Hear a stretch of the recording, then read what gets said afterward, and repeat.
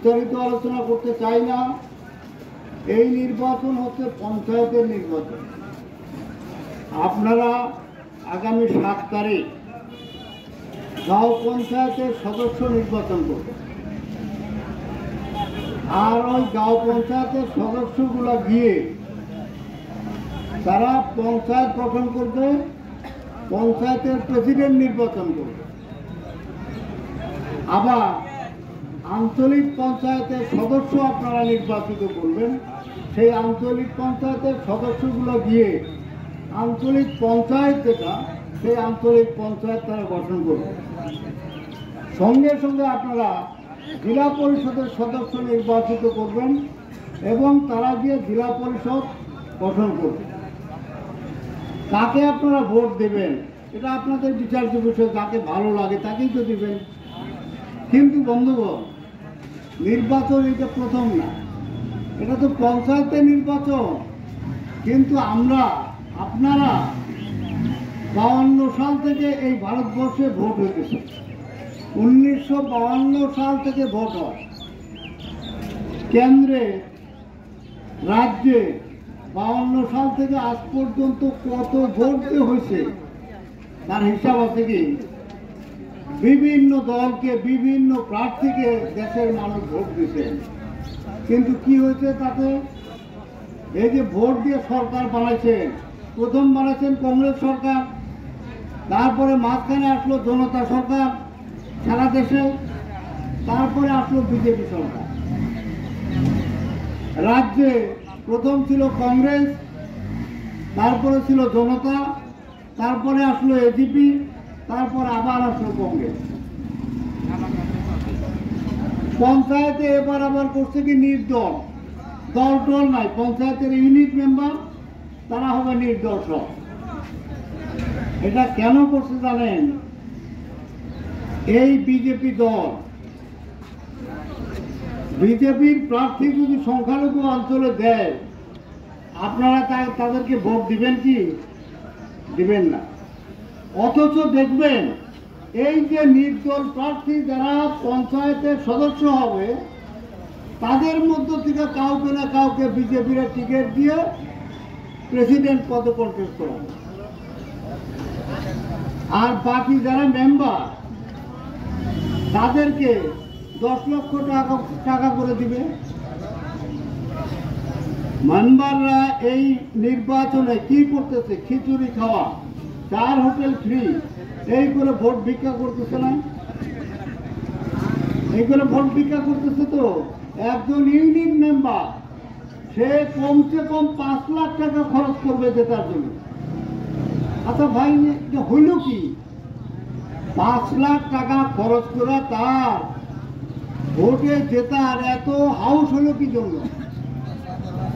আপনাদের কাজ করবে এটার জন্য, আপনাদের কাজ করার জন্য গাইডের টাকা খরচ করে খিচুড়ি খাওয়া, 4 হোটেল ফ্রি করে দিয়া, হাজিরা দিয়া, মজুরি দিয়া তারা ভোটে দিতা আপনাদের কাজ করবে কি না? লক্ষ্যটা কি? যদি 5 লাখ টাকা খরচ করে জেতার পর ওই ভোট দিবে যে পঞ্চায়েতের প্রেসিডেন্টের জন্য, ওখানেই 10 লাখ টাকা, তো 5 লাখ টাকা উঠে গেল।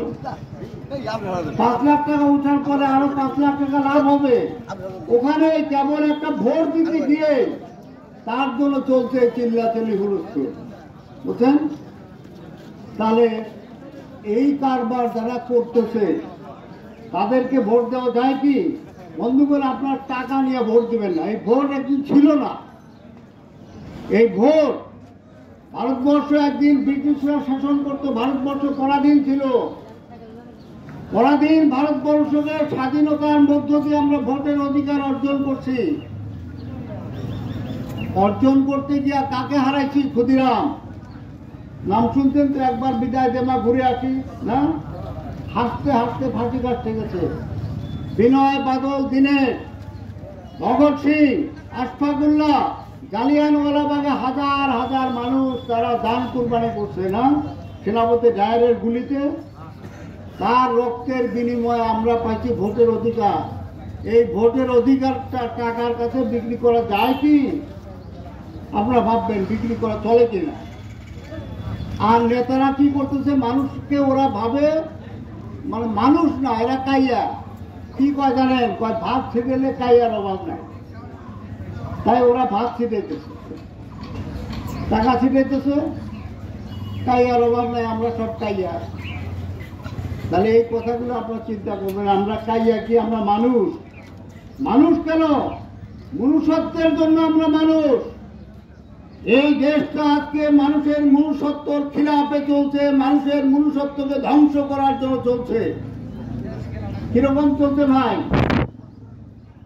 দেশের মধ্যে চলছে টিভি, অশ্লীল সিনেমা, অশ্লীল প্রচার, মদ, ভাঙ, জুয়া, ট্যাবলেট, ড্রাগস, হেরোইন।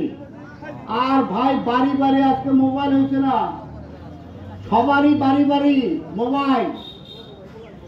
এই মোবাইল, স্মার্ট মোবাইল, বিশেষ করে দেশের যারা যুবক যুবতী, এই মোবাইলের দ্বারা তাদেরকে শেষ করা হতেছে না ভাই? হ্যাঁ, তারা শেষ হতেছে।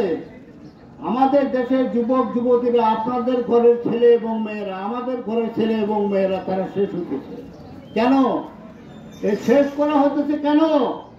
কারণ ওরা জানে এই দেশের মানুষ যদি মানুষ থাকে, যদি তার মনুষ্যত্ব থাকে, যদি তার বিবেক থাকে, তাহলে তারা অন্যায়ের বিরুদ্ধে প্রতিবাদ করবে। আর অন্যায়ের বিরুদ্ধে যাতে প্রতিবাদ করতে না পারে, তার জন্য মানুষের মনুষ্যত্বটাকে শেষ করে দাও। মানুষ যাতে মানুষ হিসেবে পরিচয় দিতে না পারে, মনুষ্যত্ব শেষ করো, তার জন্য এই প্রচার চলছে। মুসলিম অঞ্চল, মুসলমান ধর্মে বলে মদ খাওয়া তো দূরের কথা, শরীরে লাগলেও সেখান থেকে মাংস কাইটা ফেলতে হয়, হারাম না? মদ আসে নাই ভাই, এই জয়পুর অঞ্চলে মদ আসে নাই? আসছে তো, এরা খাইতেছে, মুসলমান ঘরের ছেলেরা খাইতেছে মদ। আর আসাম সরকার, এই হিমন্ত বিশ্ব সরকার কি সিদ্ধান্ত নিছে? অনলাইনে মদ পাওয়া যাবে, অনলাইন। এই যে করোনাতে হয়েছিল, ওই করোনার সময় থেকে হিমন্ত বিশ্ব শর্মা সরকার মদের অনলাইন লাইসেন্স দিচ্ছে। আপনি যদি বাড়িতে বসে মদের অনলাইনে জিনিসপত্র কেনে না, অনলাইনে অর্ডার দিলে বাড়িতে এসে দেয়, মদও তেমনই আপনার বাড়িতে এসে পৌঁছবে যদি আপনি অনলাইনে মদের অর্ডার করেন। বুঝছেন? হিমন্ত বিশ্ব। আর সারা দেশের মধ্যে আজকে কি চলছে? বাবরি মসজিদ ধ্বংস করা হলো। কারা ধ্বংস করলো? এই বিজেপিরা করে নাই? বিজেপিরা বাবরি মসজিদ ধ্বংস করলো, করে সেখানে রাম মন্দির নির্মাণ করলো। আর তার আগের ঘটনাটা কি? কংগ্রেসের প্রধানমন্ত্রী রাজীব গান্ধী ছিল। 1984 সালে ইন্দিরা গান্ধীর মৃত্যু হয়। তার সিকিউরিটি দেহরক্ষীরা তাকে নির্বিচারে গুলি করে হত্যা করে। তার মৃত্যুর পর দেশের প্রধানমন্ত্রী হন রাজীব গান্ধী কংগ্রেস দলের থেকে। রাজীব গান্ধী প্রধানমন্ত্রী হয়, ওই বাবরি মসজিদ আগে তালা বন্ধ ছিল, ওখানে কেউ নামাজও পড়ে নাই, কেউ পূজাও করে নাই। তারা যেখানে কোনো নামাজ পড়ে না, কেউ পূজা করে না, তালা বন্ধ, সেইটার তালাটা খুলে দিল কে? রাজীব গান্ধী। খুলে দিয়ে কি বললো? রামলালা পূজা করো, রামলালা পূজা করো। তাহলে বিবাদটা লাগাইলো কে? এর আগে তো কেউ রাম বন্ধ যখন ছিল, ভারতবর্ষের কোনো হিন্দু ওখানে বলে নাই যে এটা রামের মন্দির বানাইতে হবে, আর কোনো মুসলমান মানুষও ওখানে নামাজও পড়তে যায় নাই, কোনো বিবাদ তো ছিল না। তাহলে ওইখানে বন্ধ বাবরি মসজিদ তালা খুলে দিয়ে সেখানে পূজা করার জন্য অনুমতি দিয়ে দিল। এই শুরু হয়ে গেল। তারপরে বাবরি মসজিদ অ্যাকশন কমিটি তারা স্লোগান তুলল, মসজিদ ভাঙবে, দেখে নেওয়া হবে। শাহাবুদ্দিন আহমেদ বাবরি মসজিদ অ্যাকশন কমিটির সেক্রেটারি ছিলেন, উনি আওয়াজ দিলেন বাবরি মসজিদ ভাঙবে, দেখে নেওয়া হবে। কি ভাই, আমার আগের বক্তব্য হানি করে সে ক্যান্ডিডেট বলছে, এই দেশের মধ্যে 142 কোটি মানুষ, আর মুসলমান মানুষ কত? 25 কোটির মতো হবে।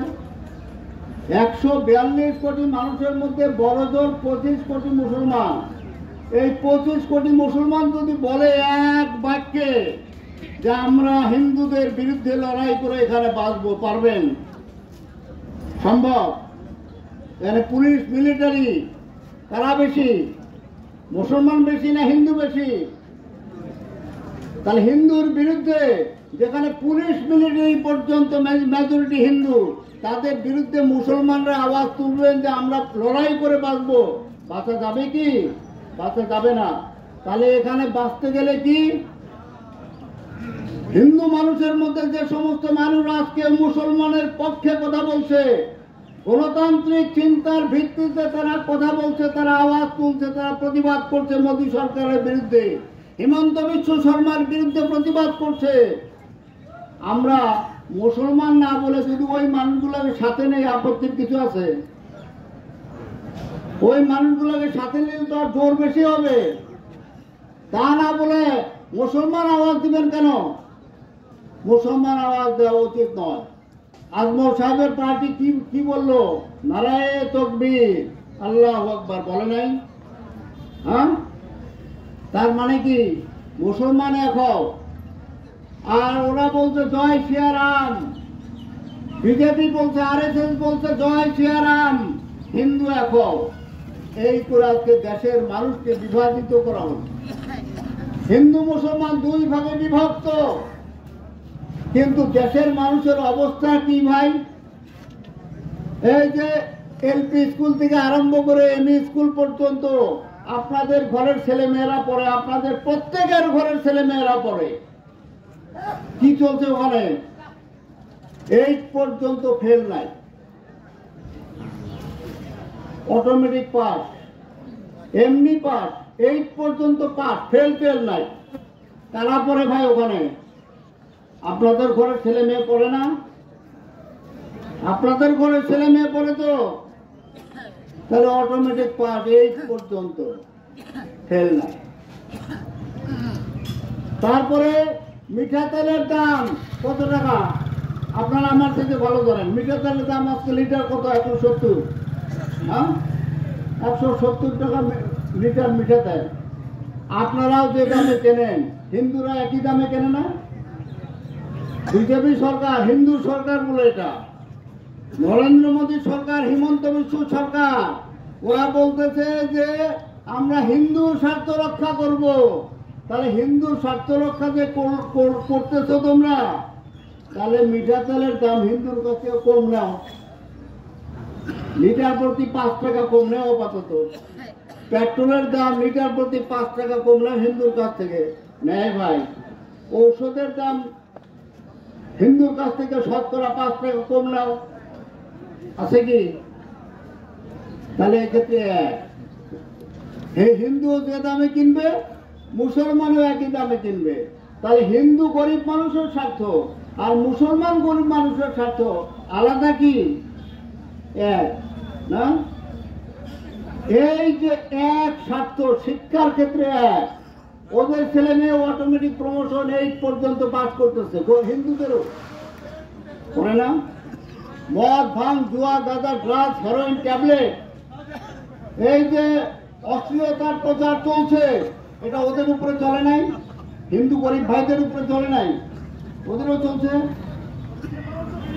চিকিৎসার ক্ষেত্রে হাসপাতালে চিকিৎসা নাই, ঔষধ নাই। যাবেন গরিব মানুষ, সরকারি হাসপাতালে আগে নাল নীল বিভিন্ন ধরনের পানি পাওয়া যেত, ট্যাবলেট পাওয়া যেত, আজকে আছে কি? আজকে নাই। ফলে গরিব মানুষ সরকারি হাসপাতালে ডাক্তারদের উপরে ভরসা করতে পারেন না আপনারা। কেন? যে যা বলবেন যে সরকারি হাসপাতালে, তারপরে ওই ডাক্তাররা আপনার হচ্ছে পেটের বিষ, আপনাকে পাতলা পায়খানার ওষুধ দিবে না, তার কোনো গ্যারান্টি নেই। তার শোনার তার সময়ই নাই না?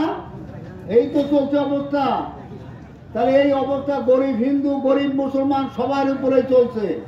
এর বিরুদ্ধে যতদিন পর্যন্ত দেশের গরিব মানুষ, হিন্দু, মুসলিম, জৈন, খ্রিস্টান, বুদ্ধ, সমস্ত গরিব যতদিন পর্যন্ত এক হতে না পারবেন, ততদিন পর্যন্ত আপনাদের ভাগ্যের পরিবর্তন 1 ইঞ্চি পরিবর্তন কেউ করতে পারবে না। আজমল সাহেবও পারবে না, ওই রাহুল গান্ধীও পারবে না, মোদি তো দূরস্থান না। মোদি কি করতেছে? সারা দেশটাকে হিন্দু মুসলমানে বিভাজিত করে দিয়ে হিন্দু মুসলিম গরিব মানুষের উপরে শোষণ নির্যাতনের স্টিম রোলার চালাইতেছে। স্টিম রোলার, তার মানুষ প্রতিবাদ করতে পারবে না। মানুষ তো ভাব হিন্দু হিন্দু, মুসলমান মুসলমান, এইভাবে ভাগ করে দিছে তারা।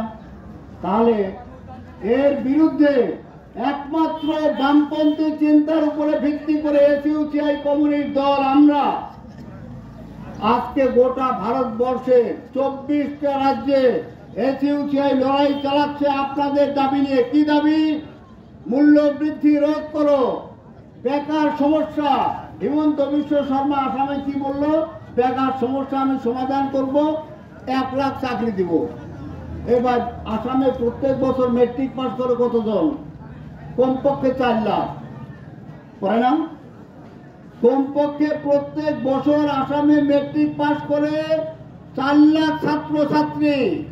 তার মধ্যে হিমন্ত বলতেছে আমি 5 বছরে 1 লাখ মানুষকে চাকরি দিব।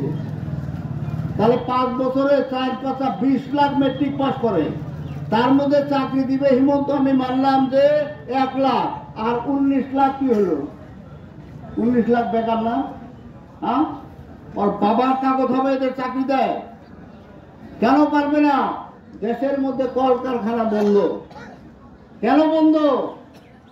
তারা উৎপাদন করে লাভ করার জন্য। এই যে আমরা সকাল থেকে সন্ধ্যা পর্যন্ত জিনিস কিনি, বাজার থেকে কিনি, তো একটা টুথপেস্ট থেকে আরম্ভ করে করেন, সকালে টুথপেস্ট, টুথব্রাশ, আর রাত্রে শোয়া পর্যন্ত সারা দিনের বাজার খরচ, ঔষধ পাতি, হাবি জাবি যা দরকার বাজার থেকে কিনতে হয়। এই বাজারে যা দেখবেন সব জিনিসের দাম বাড়তেছে প্রত্যেক দিন, আগুনের মতো দাম বাড়তেছে প্রত্যেক দিন। আবার আপনারা যখন বাজারে বিক্রি করতে যান, কৃষক মানুষ না আপনারা, আমরা কৃষকের ছেলে, আপনারা যখন কৃষিজাত ফসল বাজারে বিক্রি করতে যান, এর দাম কি হয়? কমে না? আপনারা বেচবেন, তার দাম কমবে, আপনারা কিনবেন, তার দাম বাড়বে। এইটাই তো দেশের অর্থনীতি। এর ফলে কি হইতেছে? 142 কোটি মানুষের মধ্যে বড় জোর যদি থাকে, ওরা হলো 5 কোটি বা 7 কোটি ধরলাম, ধনী পুঁজিপতি, তাদের দালাল চামচা বাটপার, এরা হলো 7 কোটি। আর 135 কোটি মানুষ আমরা গরিব মানুষ। দিন যদি কেনার সময় যে টুথপেস্ট থেকে আরম্ভ করে ঔষধ পাতি, কাপড় চোপড় ইত্যাদি আমরা বাজার থেকে কিনি, যে এই জিনিসগুলো কিনতে গিয়া দিন যদি আমরা 1 টাকা করে লোকসান দেই, তাহলে কত টাকা গেল? 135 কোটি টাকা। কার ঘরে জমা হলো? ওদের ঘরে জমা হলো, তাই না? আবার আমরা যখন বিক্রি করতে যাই, তখন আরেকবার কম দামে ওরা কেনে, আমরা কম দামে বিক্রি করে ঠকি। এর ফলে কি হয়? আর একবার যদি 1 টাকা করে আমরা লোকসান দিই, তাহলে 135 কোটি টাকা আমরা লোকসান দিলাম। কোথায় গেল টাকা? ওই উপরতলার যে 7 কোটি মানুষ, ওদের ঘরে জমা হলো। আমরা কি 1 টাকা করে 2 টাকা করে লোকসান দিই না? কত টাকা দিই? কত টাকা দেওয়ার হিসাব আছে? তাহলে এইভাবে যখন আমরা কিনতে গিয়ে আর বেচতে গিয়ে আমাদের পকেট কাটা হয়, আপনাদের পকেট কাটা হয় দিনে 2 বার, একবার কিনতে, একবার বিক্রি করতে। তার ফলে ওরা বলে কি জানেন? রাইট, আপনার লোকের রাজা, আপনারা রাজা, আমরা হলাম রাজা। আর ওরা যারা আমাদের সেবক, ওই এমপি, এমএলএ, মন্ত্রী, এই উদির নাজির যারা আছে, তারা হলো আমাদের সেবক, মানে কি চাকর। সেবা কে করে? সেবক মানে সেবা করে, তো সেবা কে করে? তারা ওই চাকর। তাহলে চাকরদের দিকে একবার তাকায় দেখেন, আর আপনাদের দিকে একবার তাকায় দেখেন। কাপড় খুলেছে ভাই, বুকের পাজরা কয়টা আছে গোনা যাবে না? গোনা যাবে তো? আর ওই যারা আপনাদের চাকর, তাদের বুকের পাজরা কয়টা গুনতে পারবেন? তাহলে কাপড় খুলে গুনতে পারবেন? উমা মারলে গোনা যাবে না কতটা আছে, না? তাহলে কি করে হলো? এই একবার কিনতে গিয়া একবার বেচতে গিয়া যে আমাদের পকেট মারতেছে, তার পরিণাম হিসাবে আমাদের হাতে পয়সা নাই। পয়সা নাই, জিনিস কিনতে পারি না। আর পয়সা নাই জন্য জিনিস কিনতে পারি না, ওরা আমাদের জন্য বেশি করে জিনিস বানাবে কি? তাহলে বিক্রি হবে না। বিক্রি না হলে ওদের লাভ হবে না। ওরা উৎপাদন করে লাভ করার জন্য। তাহলে বন্ধুগণ, তাই পয়সা নাই, বাজার সংকুচিত, বাজার মন্দা, উৎপাদন হয় না। উৎপাদন হয় না, দেশে কলকারখানা বন্ধ। কলকারখানা বন্ধ হলে কি হবে? বেকার সমস্যা বাড়বে। বেকার সমস্যা যদি বাড়ে তাহলে কি হবে? দেশে আরো বেশি করে শিক্ষিত সরকার চাবে কি? ওরা কি চাবে? শিক্ষা থেকে সরাও। তাই ওদের খিচুড়ি খাওয়া পড়াশোনা আর অটোমেটিক প্রমোশন 8 পর্যন্ত এই পড়াশোনা চালু করছে। কেন? যে 8 পর্যন্ত পড়াশোনা করলো, তারপরে মেট্রিক পর্যন্ত গেল, ওই নাম লেখা পর্যন্ত সে চাকরি আর চাইতে পারবে না। না, মেট্রিক তো পাস করতে পারবে না, ফেল। এই চলছে দেশের অবস্থা। এই কথাগুলো আপনারা বিবেচনা করে এর বিরুদ্ধে একমাত্র এসইউসিআই দল, আর কোন দল নয়, কংগ্রেস নয়, বিজেপি নয়, সব এই ব্যবস্থার পক্ষে। পুঁজিপতিদের দালাল, ওরা পুঁজিপতিদের দালাল, পুঁজিপতিদের টাকায় রাজনীতি করে। আর এসইউসিআই আপনাদের জন্য রাজনীতি করে। নজরুল হক সাহেবকে তো আপনারা ভালো করে জানেন, 2 বার এমএলএ বানাইছিলেন আপনারা। ওনার বাড়িতে যায় দেখেন, এখনো যায় দেখেন কি রকম অট্টালিকা বানাইছে নজরুল হক। গোয়ালপাড়া টাউনে মাটি আছে কি নজরুল হকে? আর বাদ বাকি এমএলএ তাদেরকে বানাইতেছেন, তারা একবার এমএলএ হলো সঙ্গে সঙ্গে গৌহাটিতে বাড়ি, না গৌহাটিতে মাটি কেনা করে না। তাহলে এসইউসিআই পার্টি এই ব্যবস্থার ঘোরতর বিরোধী। আমরা চাই জনগণের ট্যাক্সের টাকা, কোটি কোটি টাকা আত্মসাৎ নয়, এই টাকার সদ্ব্যবহার। পঞ্চায়েতে কাজ হবে মানে আপনাদের টাকা আপনাদেরই কাজ, তাই না? এই ব্যবস্থার জন্য আমরা লড়াই করতেছি। সমস্ত দাবি নিয়ে, জনগণের বেঁচে থাকার বিভিন্ন দাবি নিয়ে আমরা লড়াই করছি, আরো লড়াই চালিয়ে যাব। এই লড়াইকে শক্তিশালী করার জন্য আগামী 7 তারিখ নির্বাচন। এই নির্বাচনে জেলা পরিষদে আমাদের প্রার্থী কমরেড হানিফ আলী শেখ, তার প্রতীক চিহ্ন টর্চ লাইট, ব্যাটারি টর্চ লাইটের ছবি। এই ছবিতে আপনারা ভোট দিয়ে গরিব মানুষের বাঁচে থাকার আন্দোলনকে শক্তিশালী করবেন। এইটুকু বলেই ভুল ত্রুটি ক্ষমা প্রার্থনা করে আমার বক্তব্য আমি এখানে শেষ করছি। ইনকলাব জিন্দাবাদ, এসইউসিআই কমিউনিস্ট জিন্দাবাদ, গরিব মেহনতি মানুষের ঐক্য দীর্ঘজীবী হোক। ধন্যবাদ।